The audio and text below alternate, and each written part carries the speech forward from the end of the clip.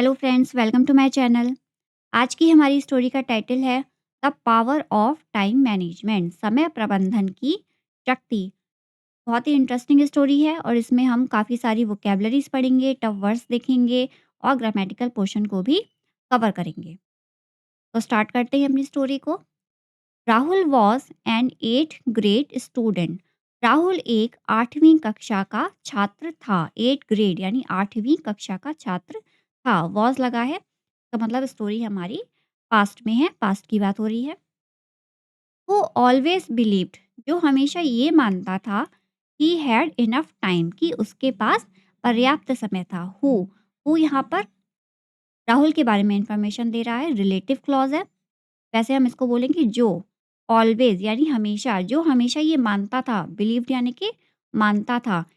Believe verb है और इसकी सेकंड फॉर्म का यूज़ किया गया है क्योंकि स्टोरी हमारी पास्ट में है।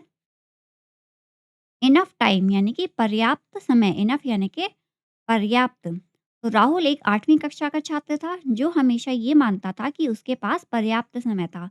हैड को हम पोजीशन की तरह भी यूज़ करते हैं। जैसे हमारे पास कोई चीज़ होती है, फॉर एग्जांपल मेरे पास एक बिल्ली थी, I had a cat. Okay, चलिए आगे बढ़ते हैं। ही वोक अप लेट, वह देर से सोकर उठता था। रश्ड टू स्कूल, रश माने होता है दौड़ना, तेजी से दौड़ना। तेजी से स्कूल के लिए यानी विद्यालय के लिए दौड़ता था। And finished his homework at the last moment. Finished यानी समाप्त करता था, समाप्त करना। और समाप्त करता था अपने गृह कार्य को एट द लास्ट मोमेंट यानी अंतिम समय पर। अब देखिए यहाँ पर कोई भी हेल्पिंग वर्ब नहीं है इस सेंटेंस में, जैसे कि वॉज या वर। तो जब हम पास्ट की बात करते हैं और कोई हेल्पिंग वर्ब नहीं होती है तो हम वहाँ पर सेकंड फॉर्म का यूज़ करते हैं वर्ब के लिए। तो वेक अप की सेकंड फॉर्म हो गई वोक अप। इसका मतलब होता है जागना। वोक अप यानी कि जागना। ही वोक अप लेट, वह देर से सोकर उठता था, देर से जागता था। रश्ड टू स्कूल, विद्यालय के लिए तेजी से दौड़ता था। And finished his homework at the last moment, और अंतिम समय में अपने गृह कार्य को समाप्त करता था। Whenever teachers talked about planning and discipline, whenever यानी जब भी के लिए हम whenever का यूज़ करते हैं। जब भी टीचर्स टॉक्ड अबाउट, टीचर्स बातें करते थे। टॉक माने होता है बातें करना। सेकंड फॉर्म का यूज़ किया गया है क्योंकि पास्ट में है story. About planning and discipline, teachers किस बारे में बात करते थे? अबाउट यानी बारे में, योजनाओं के बारे में बात करते थे। प्लानिंग यानी कि योजनाएं। एंड डिसिप्लिन, डिसिप्लिन का हिंदी मीनिंग होता है अनुशासन। Whenever teachers talked about planning and discipline, जब भी अध्यापक बातें करते थे योजनाओं के बारे में और अनुशासन के बारे में। Rahul smile and thought, Rahul मुस्कुराता था और सोचता था। स्माइल यानी कि मुस्कुराना, मुस्कुराना एंड थॉट, थॉट माने होता है सोचना। थिंक की सेकंड फॉर्म है थॉट। राहुल मुस्कुराता था और सोचता था I will manage somehow, मैं कैसे भी करके संभाल लूंगा। मैनेज, मैनेज का मतलब होता है किसी भी चीज़ को संभालना, किसी चीज़ को या किसी बात को संभालना। सम हाउ यानी किसी भी तरीके से, कैसे भी करके।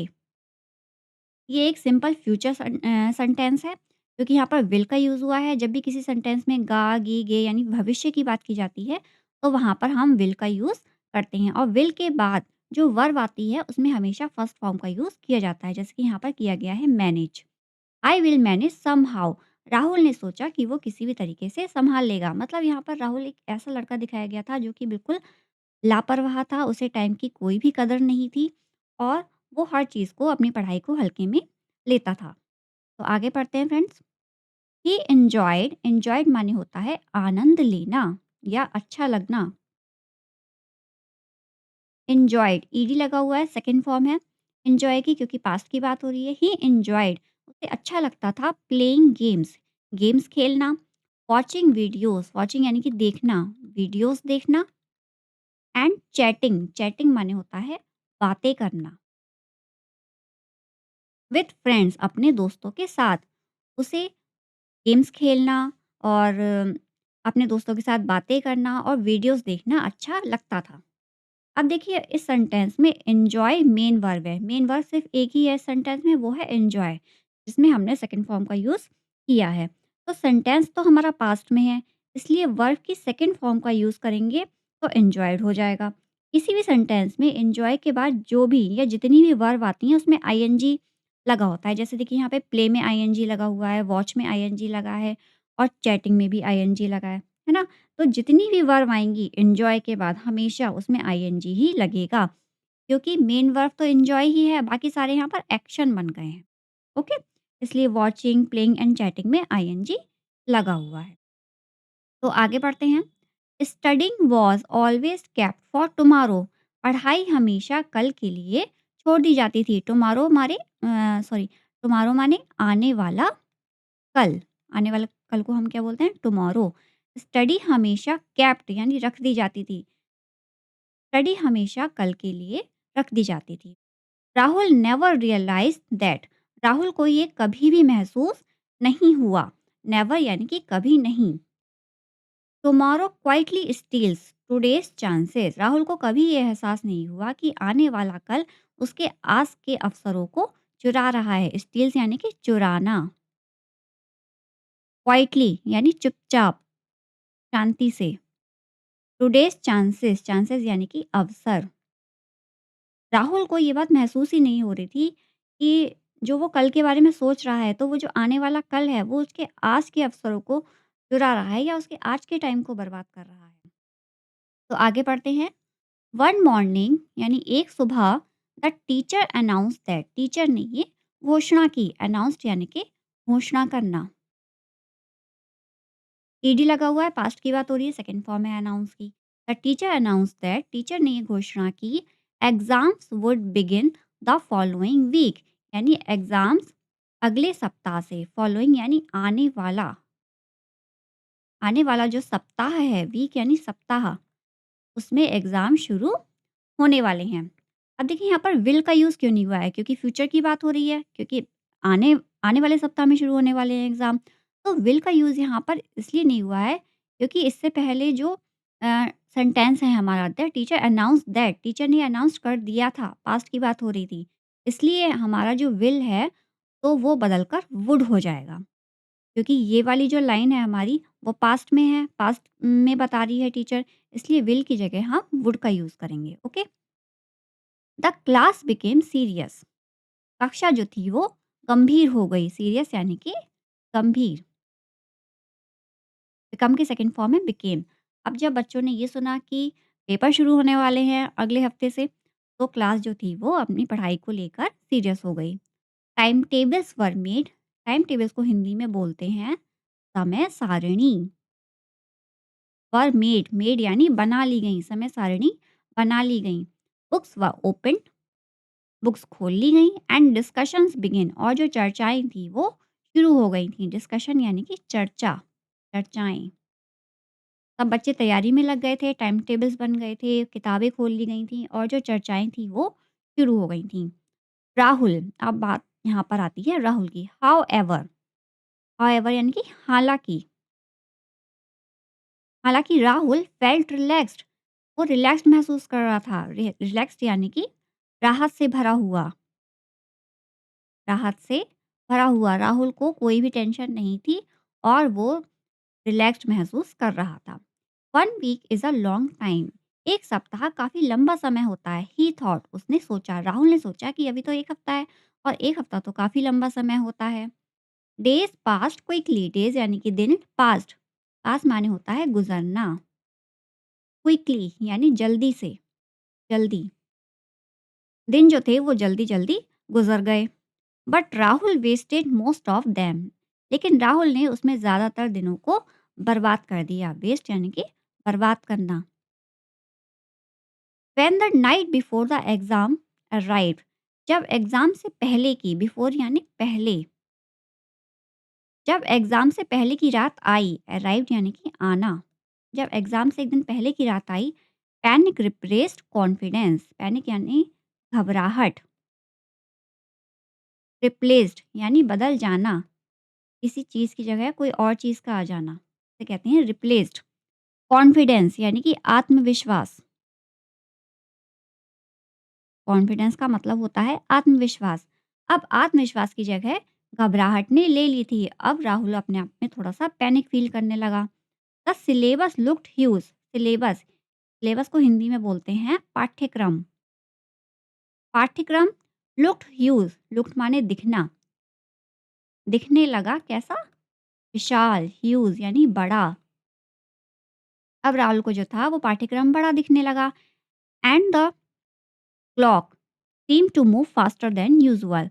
और जो घड़ी थी, सीम्ड माने प्रतीत होना या फिर दिखना, वो प्रतीत होने लगी सामान्य से अधिक तेज चलती हुई। यूजुअल यानी कि सामान्य, फास्टर यानी तेजी से। अब राहुल को जो थी वो घड़ी सामान्य से अधिक तेज से चलती हुई प्रतीत होने लगी। ड्यूरिंग द एग्जाम यानी एग्जाम के दौरान, ड्यूरिंग यानी कि दौरान, Rahul recognised many questions. Recognise का मतलब होता है पहचानना, किसी चीज को पहचानना। ईडी लगा हुआ है, सेकंड फॉर्म है, पास्ट की बात हो रही है। राहुल ने पहचाना मैनी क्वेश्चंस यानी कई सारे प्रश्नों को। क्वेश्चन यानी कि प्रश्न। राहुल ने कई सारे प्रश्नों को पहचाना। But his mind felt empty. लेकिन जो उसका दिमाग था, माइंड यानी कि दिमाग, वो खाली फील कर रहा था। एम्प्टी का मतलब होता है खाली। राहुल का दिमाग खाली फील कर रहा था। ही न्यू द आंसर्स वंस। वो कभी ये इन आंसर्स को जानता था। वंस यानी कभी, किसी समय। ही न्यू द आंसर वंस। वो कभी इन आंसर्स को यानी इन उत्तर को जानता था। Yet they refuse to come back. Yet माने फिर भी रिफ्यूज माने होता है मना करना, मना करना। फिर भी वो वापस आने में, कम बैक यानी वापस आना, फिर भी वो वापस आने में मना कर रहे थे। यहाँ पे आंसर्स को एक इंसान की तरह दिखाया गया है कि वो वापस आने से उन्होंने मना कर दिया। एक इंसान की तरह दिखाया गया है। जब किसी नॉन लिविंग चीज़ को इंसानों जैसा काम करते हुए दिखाया जाता है तो उसे पर्सोनिफिकेशन कहते हैं। तो इस सेंटेंस में पर्सोनिफिकेशन का यूज़ किया गया है। इसका हम अपनी लैंग्वेज में बोल सकते हैं कि राहुल उन प्रश्नों को पहचानता तो था और वो आंसर भी उसको कभी याद थे, लेकिन वापस वो उसके दिमाग में आ नहीं रहे थे या वो उसको याद नहीं आ रहे थे। तो time slipped away.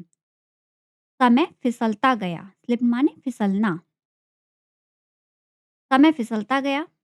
And his paper remained incomplete. और उसका पेपर अधूरा रह गया। रिमेन्ड यानी रह गया। इनकम्प्लीट का मतलब अधूरा। वो अपने पेपर को पूरा नहीं कर पाया, उसका पेपर अधूरा रह गया। When the bell wrong.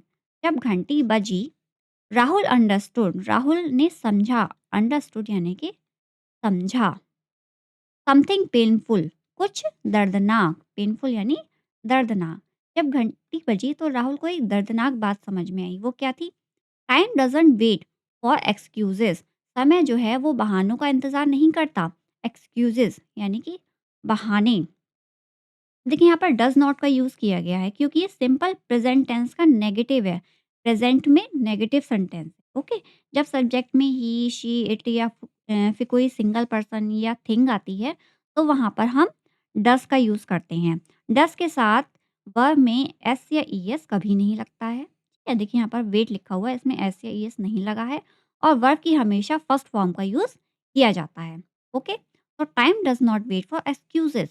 समय कभी भी बहानों का इंतजार नहीं करता है। It rewards preparation. रिवॉर्ड्स यानी इनाम देना या फिर फल देना। यह इनाम देता है ओनली प्रिपरेशंस, केवल तैयारी को। प्रिपरेशन माने तैयारी। समय हमेशा तैयारी को इनाम देता है। नॉट रिग्रेट यानी पछतावे को नहीं। रिग्रेट माने कि पछतावा। समय हमेशा तैयारी को फल देता है, ना कि पछतावे को। फॉर द फर्स्ट टाइम यानी पहली बार। पहली बार लिखना हो तो हम बोलेंगे for the first time. Rahul accepted. Rahul ने ये स्वीकार किया। एक्सेप्टेड माने होता है स्वीकार करना। That is biggest enemy. कि उसका जो सबसे बड़ा शत्रु है। बिगेस्ट यानी कि सबसे बड़ा। एनिमी माने शत्रु।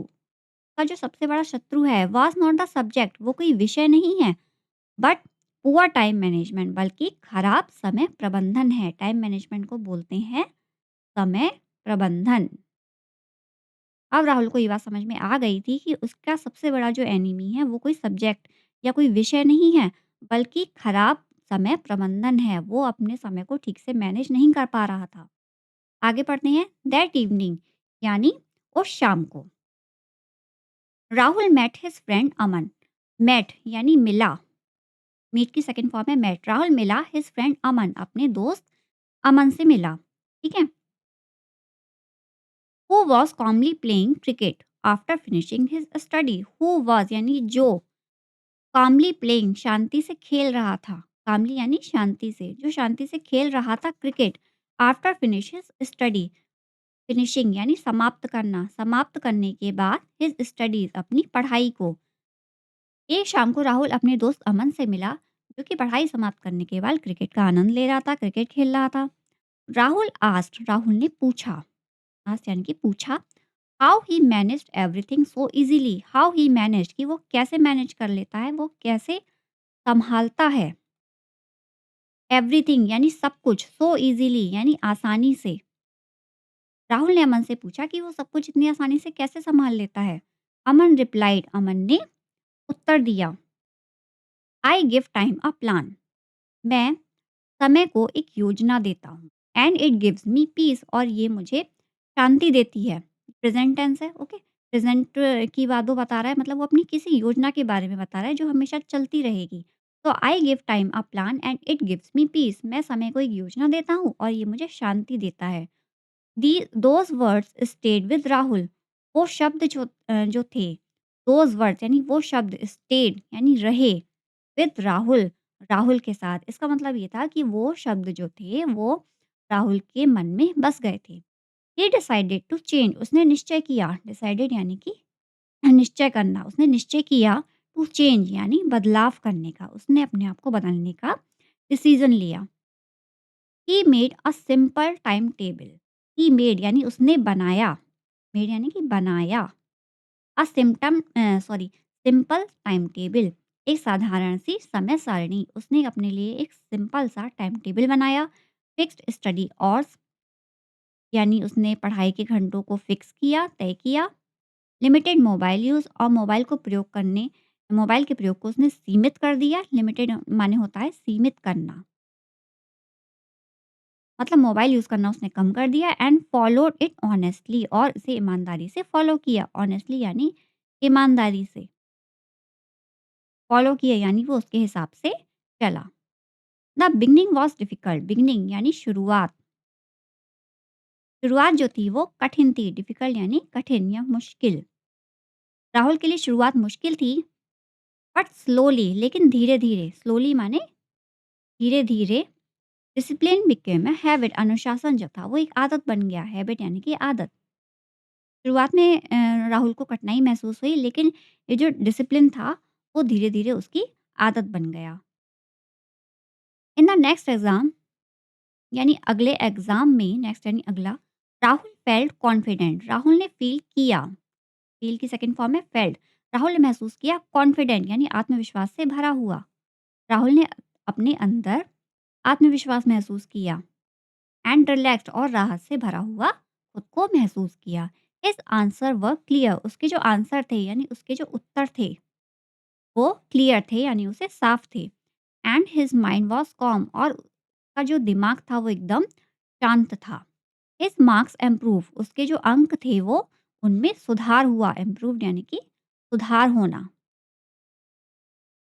उसके अंकों में सुधार हुआ। बट मोर इम्पॉर्टेंटली, लेकिन उससे ज़्यादा, मोर यानी उससे ज़्यादा, इम्पॉर्टेंटली यानी महत्वपूर्ण बात ये थी, उससे ज़्यादा महत्वपूर्ण बात ये थी, इस स्ट्रेस डिसअपियर, उसका तनाव गायब हो गया। स्ट्रेस यानी कि तनाव, डिसअपियर माने होता है गायब होना या खत्म हो जाना। सबसे महत्वपूर्ण बात ये थी कि उसका तनाव खत्म हो गया। राहुल फाइनली अंडरस्टूड, राहुल अंत में ये समझ गया। अब पावरफुल ट्रूथ, क्या समझ गया, वो एक शक्तिशाली सच समझ गया। Success is not about having more time. Success का मतलब ये नहीं है कि हमारे पास ज़्यादा समय हो, यानी more time. Success is not about having more time. सफलता से तात्पर्य हमारे पास ज़्यादा समय होने से नहीं है, but about using time wisely, बल्कि समय को बुद्धिमानी से प्रयोग करने में है। वाइजली यानी कि बुद्धिमानी। Time can be your strongest supporter. समय हो सकता है, कैन बी, यहाँ पर पॉसिबिलिटी दिखाई गई है। समय हो सकता है योर स्ट्रॉन्गेस्ट यानी आपका मजबूत, स्ट्रॉन्गेस्ट यानी कि मजबूत, सपोर्टर मतलब सहारा, टाइम आपका सबसे मजबूत सहारा बन सकता है इफ़ यू रिस्पेक्ट इट, अगर आप इसकी कद्र करते हैं, इसका सम्मान करते हैं। तो समय का सही उपयोग जो होता है वो सफलता की असली कुंजी होता है। जो टाइम को वैल्यू देता है, टाइम उसे वैल्यू देता है। तो देखते हैं हम मॉरल क्या मिलता है इस स्टोरी से। टाइम मैनेजमेंट यानी समय प्रबंधन इज सेल्फ मैनेजमेंट, आत्म प्रबंधन है। समय प्रबंधन ही आत्म प्रबंधन है। When you control your time, जब आप अपने आज के समय को नियंत्रित करते हैं। When you control your time today यानी आज जब अपने काम आप समय को आप नियंत्रित करते हैं। यू प्रोटेक्ट योर फ्यूचर, आप अपने फ्यूचर फ्यूचर की यानी अपने भविष्य की रक्षा करते हैं या फ्यूचर को बचाते हैं। तो इस कहानी से हमें फ्रेंड्स यही सीखने को मिलता है कि हमें अपने समय की कदर करनी चाहिए, समय को हमें फालतू में वेस्ट नहीं करना चाहिए और आज हम अगर अपने समय को बचाते हैं तो कल अ, हमें सफलता ज़रूर मिलेगी। तो फ्रेंड्स आपको मेरी स्टोरी कैसी लगी? अगर पसंद आई हो तो मेरी स्टोरी कीजिए, कमेंट कीजिए और चैनल को सब्सक्राइब